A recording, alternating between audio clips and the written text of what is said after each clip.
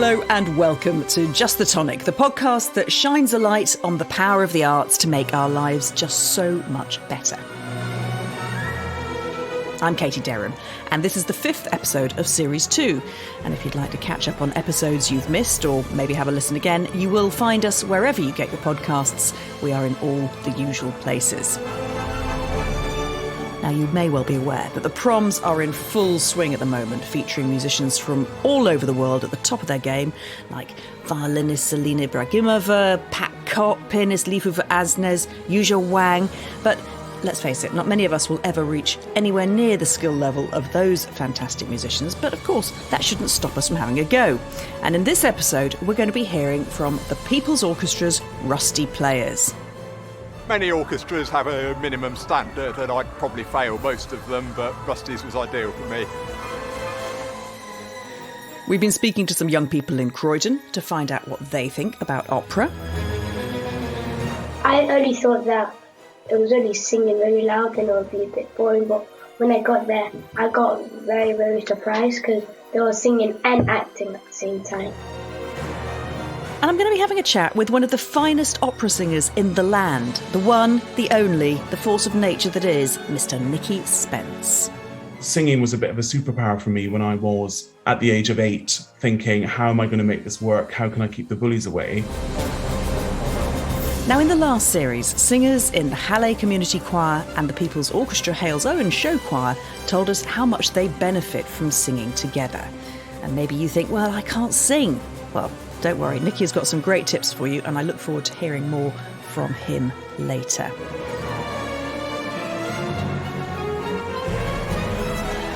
But first, we're going to go over to musicians from the People's Orchestra, who are what it says on the tin. They are rusty players. Perhaps not quite got the confidence to play with the main orchestra. Perhaps they've never even played with an orchestra at all. But the Rusty Players Orchestra gives them the opportunity to make music, regardless of ability. They recently performed with the main orchestra and the show choirs at the Birmingham 2022 festival all around the Commonwealth, and we caught up with them at rehearsals. Here's French horn player Mike. Before I moved to Birmingham, I hadn't played my horn in an orchestra for a couple of years, so I was rusty, and I was looking for something that I could just go along to and would accept me for the stud that I was. Many orchestras have a minimum standard, and I'd probably fail most of them, but Rusty's was ideal for me. Hi, I'm Amy Marshall and I play the French horn. I joined the Rusty Players Orchestra because I needed to get back into playing. I hadn't played my French horn for such a long time, and I had some really big important concerts coming up that I wanted to get back into practice for.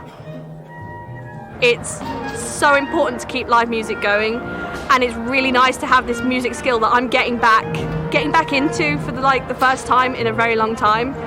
I'm really enjoying playing again, and it's with such a lovely group of people. It's a lovely conductor, it's really welcoming. Hi, I'm Bradley. I am the conductor of the Rusty Players Orchestra, so it's my job to lead rehearsals, choose the music we're going to play for concerts, and just make sure that everything's sounding good and everyone's feeling happy with what they're doing. So unlike other orchestras where you have a very sort of intense concert program and sort of very intense rehearsals, we rehearse in a very laid back, it's actually a bowling alley near a pub, which is great for socials after the concert, after the rehearsal. It's always fun. We have a good time. People support you. I'm very, very rusty, but others who are much better than me support me, so that helps. My name's Laura, and I play tenor horn. I think my favourite moment was when I was able to play the pieces that they were playing, so I felt like I was joining in with everybody. My name's Ian. I play the trumpet. I am rusty. I'm starting back playing, and it's a good place to begin. It's very friendly, and it's gone really well. My name's Kerry. I play the bassoon in the Rusty Players Orchestra. It's a really safe space to try out, see if you can still play, and then you'll surprise yourself. It was more of a challenge, really, to be honest with you. I just fancied a new challenge. I'm Kevin, I'm a bassist. So I played in covers bands, and I played in a couple of unsigned bands prior to this, and I just wanted to do something different. We can accept almost any instrument, even ones which wouldn't fit in a traditional symphony orchestra. Hi, I'm Sang and I play the alto saxophone. I'm quite a latecomer to playing a musical instrument. I started playing the alto saxophone at the age of 46, so I'd been playing since the previous September. And my teacher said it'd be great if you could join an ensemble, and it's quite difficult to find an ensemble when you're an adult. There's loads in Birmingham for kids. They have like a music service. My kids are in them, but and then one of my friends sent me the link on Facebook and said, look, it's an orchestra, but not only is it an orchestra, it welcomes saxophones. Whatever your instrument is, come along and play. It's a friendly atmosphere, and even if you haven't played for years and your instrument's been gathering dust in the loft, get it down and come. This isn't a professional level. No one's going to write it up in the papers if you play a wrong note. We're all rusty, and that's the point. It's great just to be able to make music together as adults. And lots of people used to play as kids and haven't played for years. Everyone's really supportive, and we just have a really good time making some music. We play really popular film music, game music, music from shows, pop music. For example, today we're going to be playing some music by Adele, Hans Zimmer, and some sort of Ibiza club classic. So we play a range of different music, and it's just when everybody's working together and playing in tune, it sounds fantastic. Many thanks to conductor Bradley Wilson and all the wonderful musicians in the Rusty Players Orchestra, who I am sure will not stay rusty for long. Huh? What is opera? Opera's a popular art form, full of genres, guaranteed to make you marvel. Tragedies, comedies, romance, follow me. Let's go behind the scenes, see the whole story properly. Earlier this summer, English National Opera joined forces with Something Else TV Studios to make AbracadOpera for Sky Kids. It's a TV programme designed to introduce young people to opera for the first time. It's a comedy musical drama based around a school that's forced to cancel their visit to the London Coliseum, home of ENO, but a group of larger-than-life opera characters save the day by bringing the opera to the school.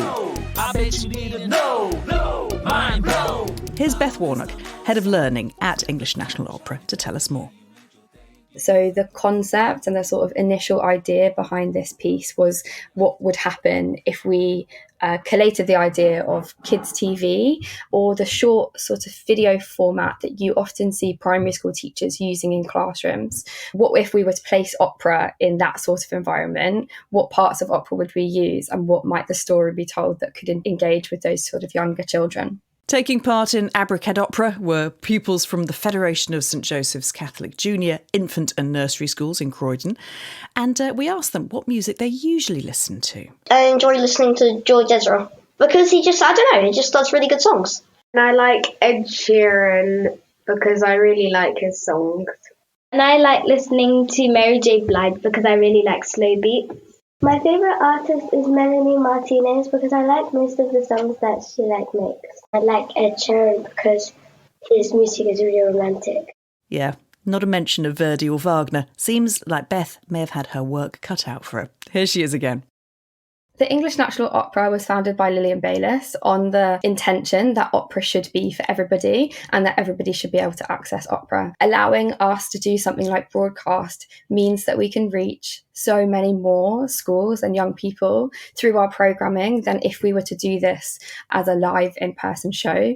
The resources and capacity that we have to sort of deliver this live would be much smaller. And actually, by being able to provide them with a free program that they can watch within their classroom for 45 minutes by just the teacher sticking it onto the screen in the classroom, it allows for us to engage with some teachers who might be a little bit more cautious or unsure about whether opera might be something that might interest their children. So what did our friends at St Joseph's School in Croydon think? Did AbracadOpera whet their appetite for opera itself? The whole story properly. Whoa, look at those. I know. I would probably like to go back and see an opera because On AbracadOpera, it was like really interesting, and I think that it'd be more like intriguing for me if I went there to a proper opera. I thought like opera was just singing really, really loud, but now it's changed because it's talking about maybe you're singing about something that's happened or maybe something you want to reflect on, so it's really made a big impact on me. I would like to go back to the opera because I learned a lot of stuff on the way they do it and maybe like the true meaning of opera, and if I go back I'll learn lots more and I would really enjoy it. My opinion has changed a lot because I only thought that it was only singing very loud and it would be a bit boring, but when I got there I got very, very surprised because they were singing and acting at the same time. I would like to go back to the opera again because now that I've seen the more fun side of it, it will be a lot more fun to watch.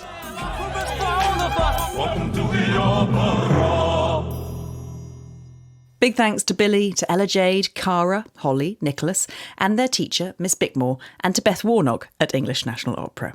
And you can watch AbracadOpera on Sky Kids On Demand and on Sky's Access All Arts Week website. Now, the inimitable Nicky Spence has been described by The Times as a tenor who combines heroic tone and a poetic sensibility that takes the breath away. Nicky, who's from Dumfries in Scotland, has had what can only be described as an eventful year. It took a lot of hard work and physio, but he's made an extraordinary recovery. He's won BBC Musician Magazine's Personality of the Year this year. He's very recently performed at the Proms in a sailor's outfit, dancing a jig. And he was also giving a recital at the Wigmore Hall with his husband Dylan, who's a pianist, after they returned from their long-awaited honeymoon. I've known Nicky for really rather a long time now. I think our paths first crossed at a Classical Brit Awards back in the early 2000s, and I distinctly remember he was wearing an electric blue kilt. Quite the picture.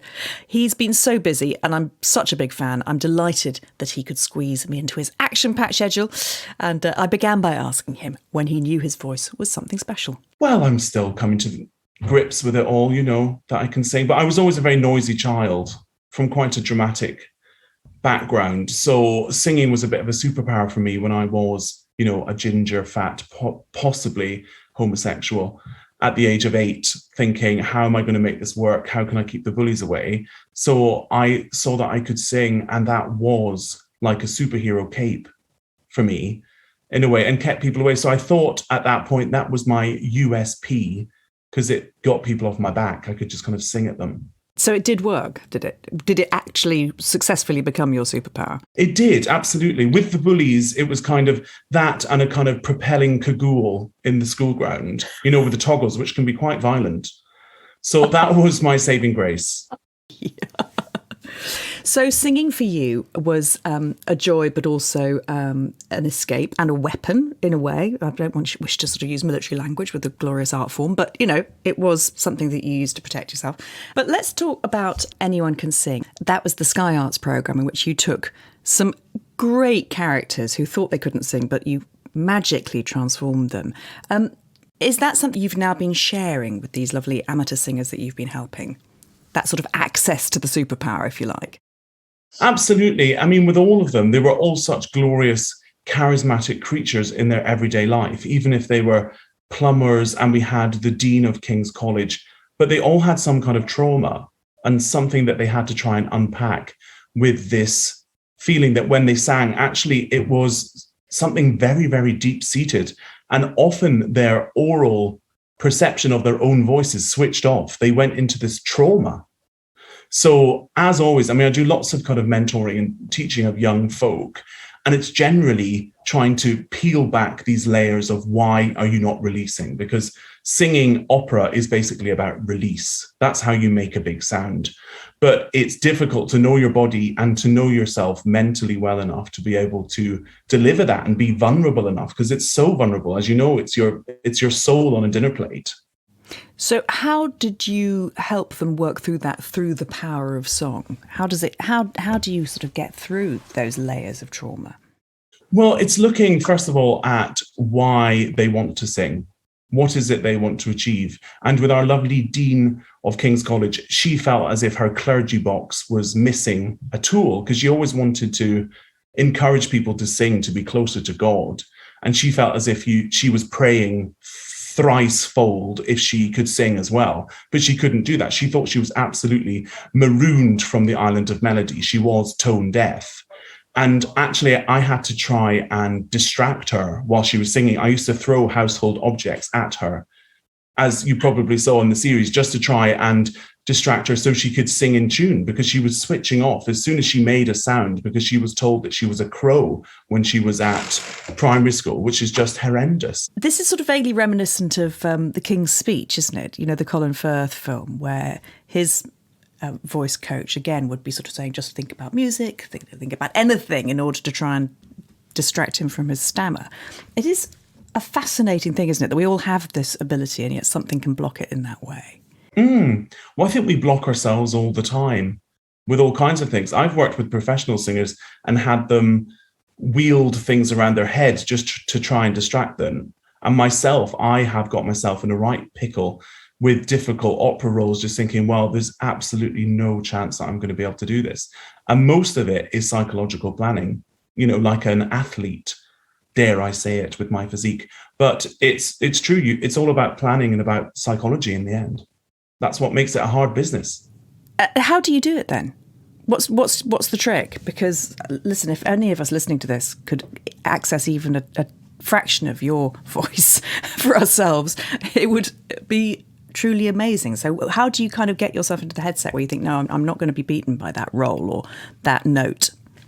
Well, for me, I mean, I never really think of my voice as being particularly good, but I think I'm a good storyteller, and I have got some pipes in there which kind of, you know, is like the supporting actor to my to my need to communicate, if you will. But actually, if it comes to, say, nerves, I've spoken to lots of therapists about this, and often it's about nerves and about your perception of what other people might think. And I'm sure we all go through life dealing with that concept. And I had a breakthrough as soon as I used to look at where these nerves were coming from. And actually, often they're from a really good place, because we want to do our best and we want people to think good things about us and feel generally joyful. And as soon as you reframe it through that prism and think, actually, they're there for a good reason, they're like almost like bodyguards in the room, kind of winking at you to just say everything's all right. And as soon as you have that relationship with nerves or with, say, this feeling of judgment, then you can actually tip your cap to them and say, please leave now, because I know you're here for a good reason, but I don't need you just now. Gosh, I'm envious of you being able to do that, I must say. That's a very powerful image, though, the idea of your nerves being a bodyguard as opposed to a sort of a threat, if you like, them being on your side. Trying to kind of suck your life away. So do you think then that was something that you've sort of reconciled quite recently? I think so. I've got more comfy in my own skin. I mean, we met up the old red carpet of the Classical Brit Awards, and I was very much into the commercial side of classical music back then, but I didn't really have much substance in terms of, I felt, talent, or I wasn't allowed to really be truly myself. And these days, I'm not sure if it's just because I'm a bit old and a bit tired, I can't be anybody but myself. So you get what you get with me, which is joyful, and I'm quite comfortable in my own skin. And doing operas is great because you get to wear wigs and, you know, the odd man girdle, the myrtle, if you will. I should trademark that. But when I'm doing recital, I am myself telling stories, and I feel quite comfortable now just being me. And I suppose that's part of the, dare I say it, brand. I think it's really important that you appreciate what a great role model you are, because that kind of confidence and being comfortable in your own skin and then being able to channel that through your music is something that would be so helpful for so many of us. And I think maybe particularly kids. I mean, you found your voice when you were a child. Lots of kids don't. As you say, so many of us get told we can't sing in tune, or you just mime at the back of the choir, love. You know, I mean, it's awful, isn't it? And music and singing is so good for you. I mean, I'm sure you agree that, you know, every child should sing, right? Absolutely. I mean, shame on anybody that says our wee Johnny doesn't have a note in his head, or he can't sing and mustn't sing. Because even if they don't end up being singers or musicians, we know, and glorious people like Nicky Benedetti tell us, almost daily, thank God, that just being part of music gives you so many other transferable skills and actually allows you to be a better human, let's just say it. How do you find kids respond to opera generally? With fear, excitement, and hilarity. Often they just can't believe that such a small person, I mean, not me, but other opera singers, make a noise, and it's massive. It fills an auditorium, it'll fill their assembly hall, certainly. So I think they find it quite ridiculous, which it is, to be fair. Do you like working with kids? I do, except it's terrifying, as I'm sure you know, because they look into your soul. So there's no kind of wafting away with any kind of fakery, which you can almost get away with an older audience because they're slightly more polite. With little ones, they're just straight into the heart of the matter, and they'll tell you if you like it or not. You know, we all agree everybody can sing, everybody should sing. It's all terribly good for us. I mean, in your experience, how would you explain to people how it makes you feel? It's a visceral feeling, using your body as a vehicle to make such a noise, even if you don't make a huge noise. Just that feeling of release in your body is something which could be bottled and sold on the street. It's something which we have when we're babies, and that we can scream for hours and hours, as I'm sure you know from personal experience, that we babies can scream and they don't get tired. Whereas when we go through life and we get slightly stressed and we take on, you know, the stresses of going on the district line for 3 hours or whatever else we're doing in a day, we try and squeeze in, then slowly we hold on to things physically, and then we're unable to actually access that primal part of ourselves. So opera is, we get to go back into that lovely primal visceral space again, and we're able to tap that, and it feels amazing. People have said it's better than sex, but I shan't say that. It's rude, and obviously they're not married to the right people. How have you felt music has helped people generally over the last couple of years? Because, I mean, you were really active during the pandemic, doing lots of online concerts and getting really involved and being, you know, supporting Help Musicians, the charity, and so on. So I know I've felt that even my little contribution of being, you know, a Radio 3 presenter was actually helping people, which was a lovely feeling. Did you get that too? Absolutely. I think there's something about music that often gives us that feeling of togetherness and can often give the words to our emotions and to some kind of salve, which we can't find otherwise sometimes, even in the best of our friends. You know, we find this quiet space just for us. But in terms of the pandemic, I do quite a lot of community work in my local Southeast London community, and they really missed the social side of it, actually making music together. So to be able to have some kind of connection, even through, you know, the glorious powers of Zoom, they were actually had this feeling of belonging and this sense of being part of something bigger than themselves, which I think people really had hunger and they craved for, even though, you know, we all lost our voices screaming into screens, etc.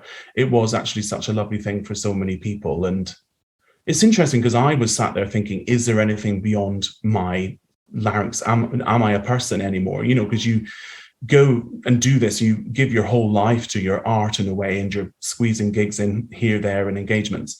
But it was so lovely just to be that person and just not do it for a while as well, and think, oh yes, I am a person, thank God.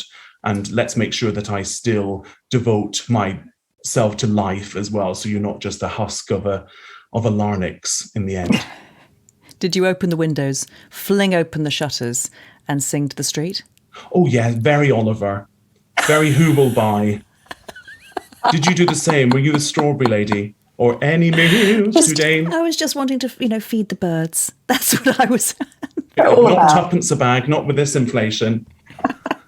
£5 a bag probably now. Actually, musicals, there's a thing. I'd love to see you on the West End stage and giving it a little bit of that. Would that ever happen, do you think? Oh, I don't know. The thing is, I'm so close to it all the time. I'm so lucky that because of my voice, I get to do quite a lot of fun, dramatic characters. And I don't actually get to play fun people very often. I'm often playing repugnant kind of, you know, horrible, rapey people and that kind of thing, which is a great as an actor, because it's obviously quite far away from me. But any chance, I mean, say the Proms earlier on, to do this little cameo of the sailor, I basically used it as an opportunity to dance, which I do for most things, because I would love to be a dancer as well, you know. If Strictly doesn't call one of these days, I'm going to have words with the powers that be. I mean, would you like to do that? Would it be the best but fun in the world? I would cancel every ring cycle in my diary to be on Strictly Come Dancing. I can't tell you. I can't talk about it. I can't actually watch Strictly very much because I get too upset. I think you'd be amazing. And I'm so pleased that you would do it, because I sort of sometimes worry that people think, would I still get taken seriously at the Opera House? And it's like, well, of course you would. Of course you would. I mean, the hips don't lie, Nicky Spence. You are the Shakira of the lyric tenor world. Underneath my clothes is an endless story. As she also said, underneath my clothes is a library of stories.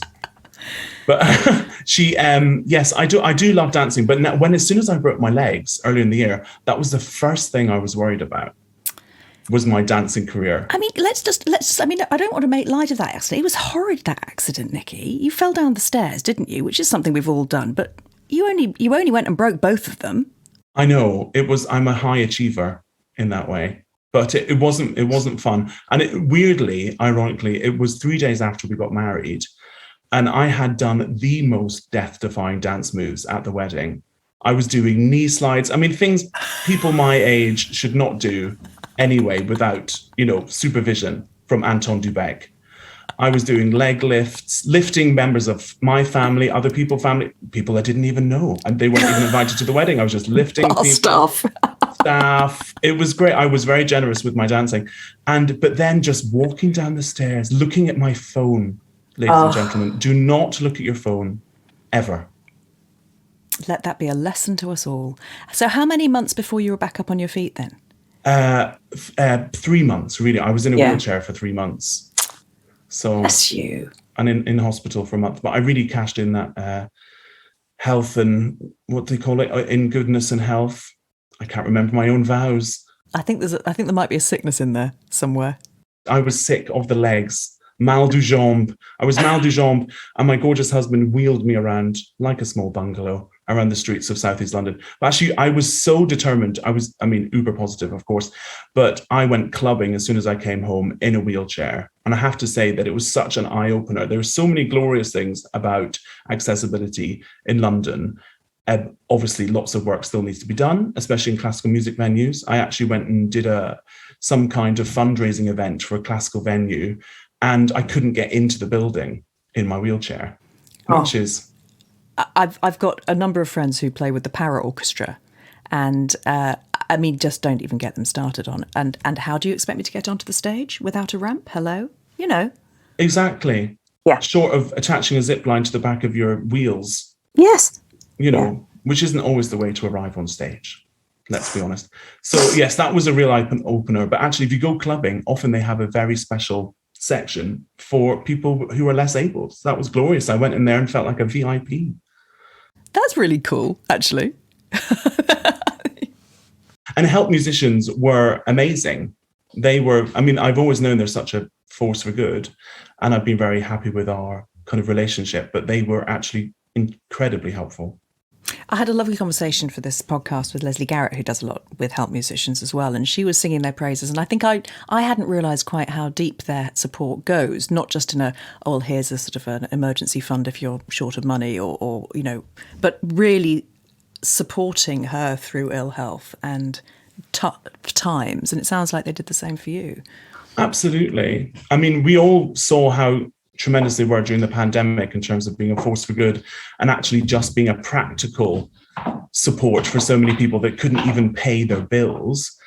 But for me, it was more about the psychological support of having such a potentially life-altering injury. You feel so alone. And I came from such a high of, being so busy operatically and having just got married, which is such a great life event, to not being able to walk. And I felt as if I didn't know how I was going to get from A to B, and A being, lying in a hospital bed, and B being able to just walk again. And actually doing that by yourself without somebody to actually look at your case and help you with physio support can be so lonely and psychologically really quite upsetting. So I was really, really glad, and I had first person experience of how wonderful and supportive they can be, and that's just beyond the day-to-day that they do. I think that's worth shouting from the rooftops how helpful they are, actually. Because it's tough. There aren't many safety nets for professional musicians, are there? There really aren't. No, and it's too bloody hard. Even when you're good and you're busy all the time. I don't know how folk do it. I do really say to young people, yes, absolutely do this, but it is quite difficult. Yeah. So you're back up on your feet. You are full of beans, busy as ever. And are you dancing? I am, given any opportunity. Good. Excellent. So all is returned to normal, which is, normal service has been resumed in the Spence world. What are the upcoming highlights? Come on, share some of your glamorous life with us. Absolutely. Well, I'm just about to go and teach on a lovely course with Malcolm Martineau. He runs this gorgeous course up in Scotland, which I did about 25 years ago. And he is sort of one of the king of accompanists, isn't he? King of accompanists, absolutely. Collaborative pianist of the gods. So we're going to go and do that together. And Dylan's coming too, to mentor as well, which will be fantastic. And then I am not off the stage. I'm doing lots of operas. I'm doing Macropolis Case at Welsh National Opera. And then we've got some ring cycles coming up, new ring cycles at La Monnaie in Brussels, and coming back to the Metropolitan Opera, New York and London, and recordings, and busy. Are you managing to coordinate with Dylan's diary as well? Because it's tough, isn't it? Trying to kind of have both of you flying off in different directions, doing all these glamorous gigs everywhere. I mean, our iCal is a veritable Charlotte's Web. It's, and just getting somebody to look after the dog. And we want to have babies soon as well, which isn't as easy as one might think. That's exciting news, Nicky Spence. Oh, definitely. I want to go and move to Scotland and go and do a bit of living amongst singing as well. But I think it's so important to invest in that part of your life. Does Dylan like Scotland? Definitely. Yes. That's a relief. Exactly. I'm not just going to hold him up like a mole woman in south of Scotland. Just you stay there. I'll be back in a few days. Just leave him a bowl of pedigree chum and hope for the best. No, we're going to very much do the whole Margot good life. It'll be sustainable living and sweet peas as far as the eye can see. But you see, you have slightly revealed, that was a very Freudian slip. You see, the good life, yes. Margot, though, she was one in the turban having a martini, staying away from the gardening. She looked... He does have a turban and quite a few kimonos, so just the tonic.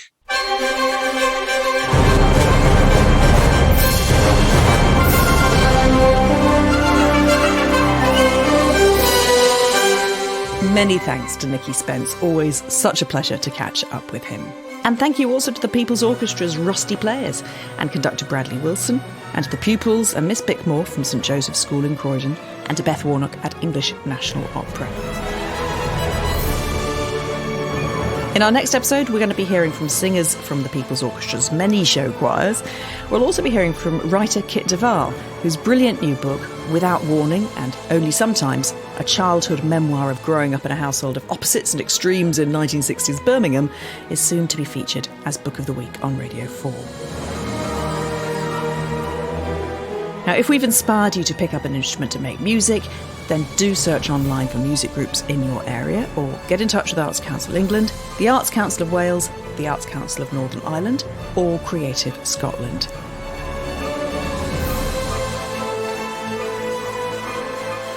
Subscribe wherever you get your podcasts and follow us on social media for updates. We're on Twitter and Instagram, and if there's something you think we should be including in this podcast, do let us know. Thank you so much for listening. Just the Tonic with Katie Derham was produced by Jill Davis and is a Peanut and Crumb production supported by the People's Orchestra and by Arts Council England.